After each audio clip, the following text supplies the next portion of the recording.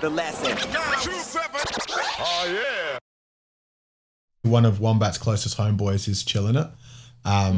And yeah, Chillinit was, like we mentioned, he did Fire in the Booth with Charlie Sloth. Now, how was that, how was that responded to by the UK audience? And do you think that Chillinit is the most known Australian hip hop artist in the UK because of that? Okay, so there's two answers to that. So let me get the quick one out of the way.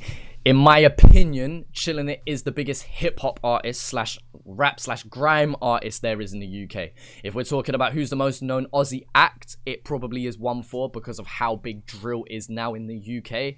And there was obviously the Vice documentaries, and there was what Chucky Online did, discovering drill in different countries. So definitely 1-4 would be the biggest name here. But in terms of rap, yeah, Chillinit probably.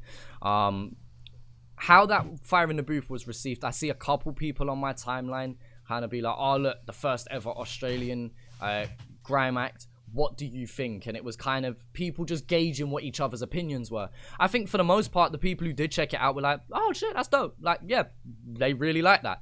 I mean, even I ain't looked at the video in a while, but the comment section on that video, from what I can remember, was mostly positive as well. It was just like, oh shit, like the Aussies can actually bar the fuck out. Like, and because Chillinit has that UK friendly style, you know, he has great clarity, so it's easy to understand what he's saying. Like, I have so much love for Wombat, but I know some UK people who I've shown him to, and they're like, I don't understand what he's saying. Yeah. And then, you know, and that's something that Wombat struggles with to a certain extent. And because he has such a rapid flow as well, it's not easy to digest.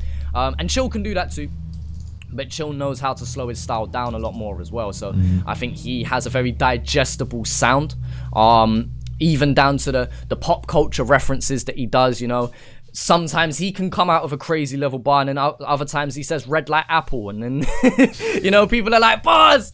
And so yeah, you know, Chill has some nice bars, and for the most part he keeps them easy to digest as well, like just slick lines, things that you do get for the most part first time, that are easy to understand. So, you know, I think most Aussies that I've shown him to, they've been like, yeah, he's dope.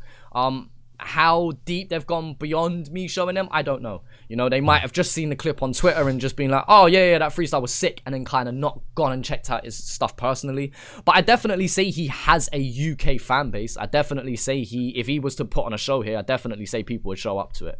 And I know that he's obviously looking to work with UK artists more and more. So yeah, man, I think he definitely has a future in growing a UK audience. I just hope that he just I think he knows, as I don't have to remind him of this, just remembers that he blew up in Australia. He has a fan base in Australia. Just make sure that we're not trying to pander to the UK too much. But he knows that himself. I wouldn't ever need to tell him that.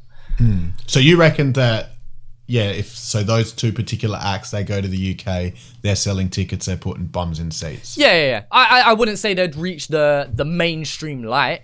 You know, I wouldn't say that, you know, they're going to be all of a sudden considered top 5 in the UK from a different country. But yeah, of course they can make some noise around here. The same way UK artists have gone over to Australia and have put on shows, and it's been amazing. The same way Australia knows about UK acts, I can't see why that wouldn't be the other way around in years to come. And if Chillinit and Wombats, if they're some of the first artists to do it, then yeah, so be it. The lesson. Oh yeah.